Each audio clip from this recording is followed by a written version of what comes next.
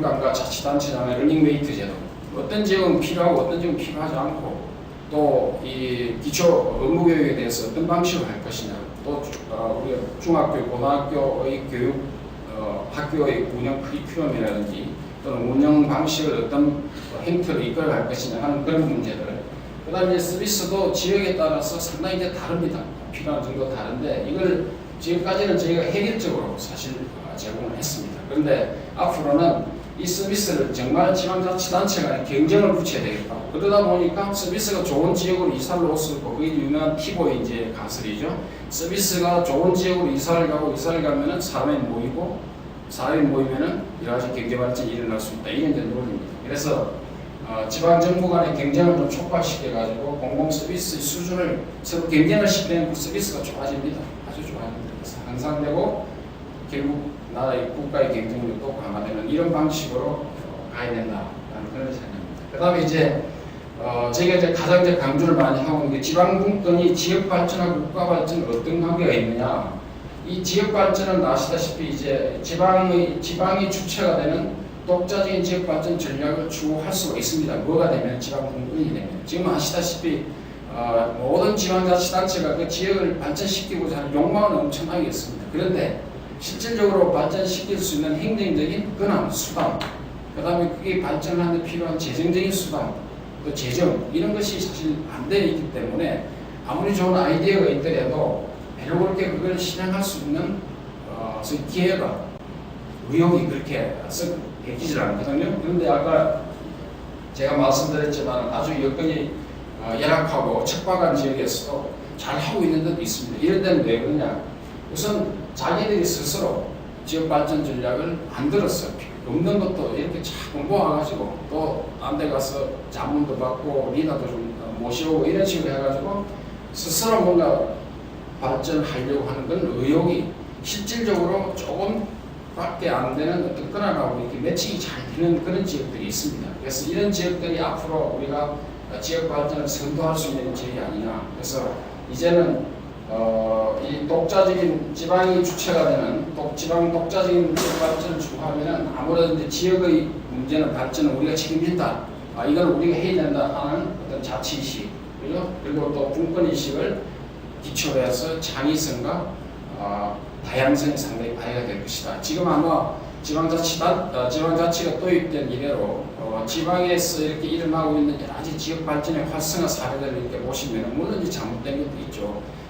사례를 보시면은 상당히 놀라울 정도로 아무것도 없는 지역에서 정말 발전이 될 수 있구나 하는 것을 보여주는 지역들이 상당히 많이 있습니다. 아까 제가 말씀드린 화천의 삼천어 축제, 그 다음에 이제 전라도에 가면은 아시다시피 나비 축제라는 한평에 나비 축제나 뭐 하여간 지역에 가지고 있는 자원을 이렇게 활용해가지고 뭐 관광객을 이렇게 모신다든지 또는 여러 가지 이제 아이디어를 해내놓는 사례들을 많이 볼 수가 있죠. 그 다음에 이제 지방분권 수준하고 과연 국가 경제 발전은 어떤 연관성이 있느냐. 아시다시피 지금 우리가 경제 선진국이라고 하는 미국, 독일, 스위스, 뭐 일부 후진국이라고 하는 그리스, 포르투갈 같은 케이스를 많이 듭니다만 경제 발전이 높은 나라일수록 분권화는 아주 잘 돼 있는 나라입니다. 아시다시피 미국은 완전 연방주의 국가로서 완전 지방자치를 지시하는 나라고요. 독일도 마찬가지입니다. 스위스도 아주 지방자치가 잘 돼 있습니다. 다시 말해서 분권 수준이 높으면 높을수록 경제 발전의 수준도 높아지더라고요. 반면에 그리스나 포르투갈 같은 데는 뭐 최근에 아시다시피 뭐 이렇게 디폴트가 일어나고 아주 국가적으로 지금 굉장히 불안합니다. 정치적으로. 아직도 거기는 분권이 지금 안 돼 있는 나라입니다. 그 다음에 이제 최근의 사례를 보면 중국 같은 경우를 보죠. 중국이 아주 강력한 중앙집권주의 사회주의 국가인데 지금 분권화를 굉장히 많이 시키고 있습니다. 중국은. 그래서 이 분권화의 역량을 내서 저희는 중국의 경제 성장이 굉장히 빠른 속도로 가고 있다. 이거 분권이 필요하구나.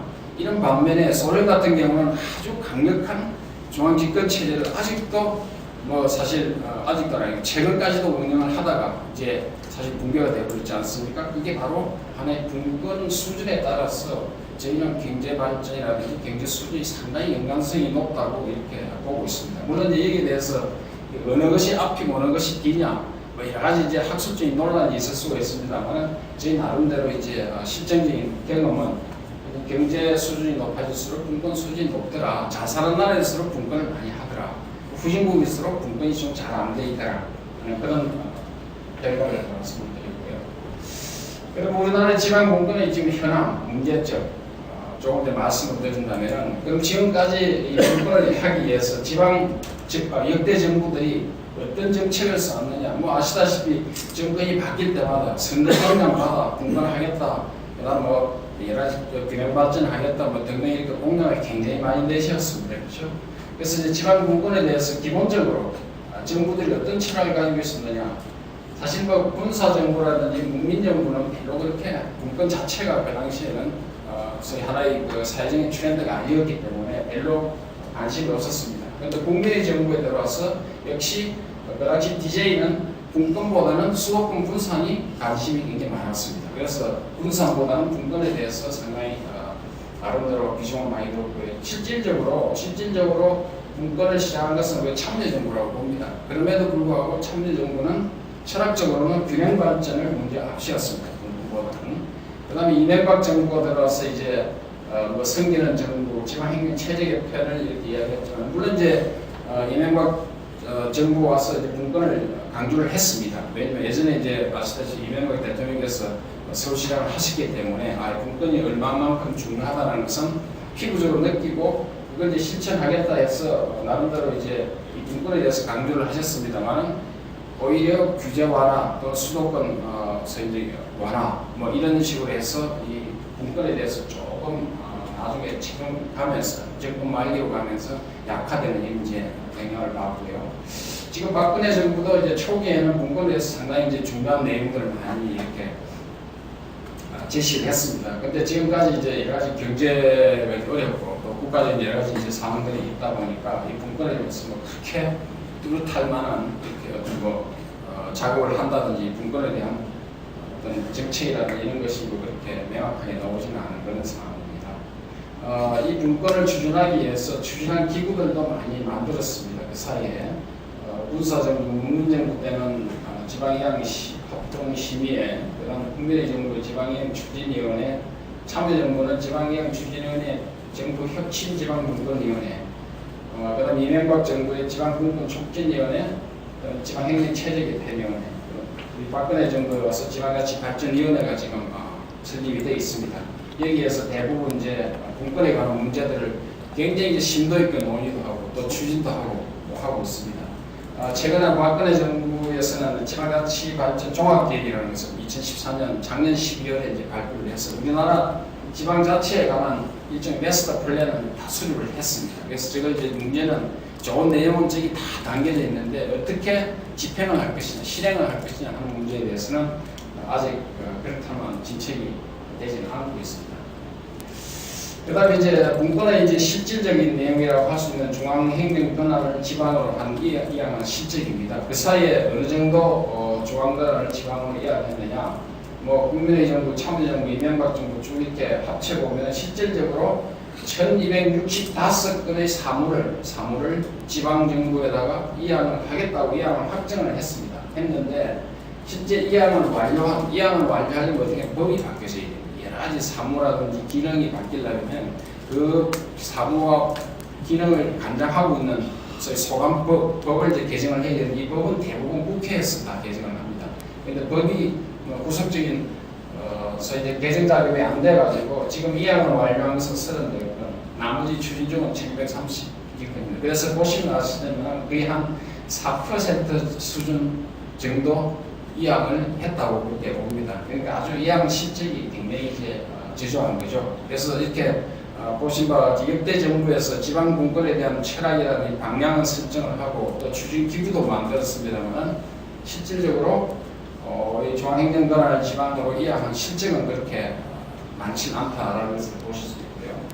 그다음에 현재 이제 우리가 행정 분권을 참 가장 이제 중요시합니다. 분권 중에서 아까 제가 말씀드린 정치적인 분권, 행정적인 분권, 그다음에 재정적인 분권을 이제 말씀드렸는데 일반적으로 분권이라고 하면 대부분 행정적인 분권입니다. 이것은 무슨 이야기냐면 국가가 하는 일하고 지방자치단체가 하는 일이 과연 비율이 어느 정도 되느냐.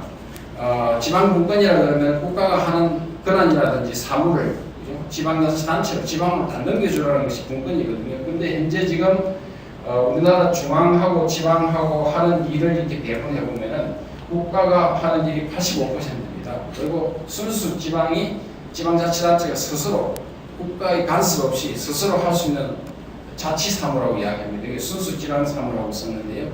제가 자치사무라고 이야기하면 그게 한 15% 정도밖에 안 됩니다. 그러니까 85대 15니까 상당한 부분의 권한이 어디 있습니까? 다 중앙정부에 아직 있다는 거죠. 그래서 현재 지금 지방자치를 한다고 이야기를 해놔놓고 권한의 배분에서 보면 아직도 85% 중앙, 15% 지방 이렇게 되어 있습니다. 그래서 어떤 분들은 우리는 지금 현재 사말자치다, 이할자치다 하는 이유가 바쁩니다. 지금 권한상으로 배분이 저밖에 안 되기 때문에 사말자치를 하고 있고 이할자치를 한다. 그 중에서도 중앙정부하고 강력자치단체하고 기초자치단체 간에 공동적으로 처리하는 사무, 세 단체가 공동적으로 처리하는 사무가 전체 3분의 1 정도입니다. 결국 무슨 이야기냐면은 지방자치단체가 스스로 자율적으로 아무런 중앙정부의 간섭 없이 스스로 자율적으로 처리할 수 있는 사무가 별로 없고 다 이렇게 걸려 있는 겁니다. 그래서 중앙정부에서 예를 들어서 위임을 한다든지 또 강력에서 위임을 해가지고 기초자치단체가 집행을 하는 이런 데 사무들이죠. 그래서 이제 중앙과 지방 간의 사무 배분상으로 이렇게 보면 아직도 우리는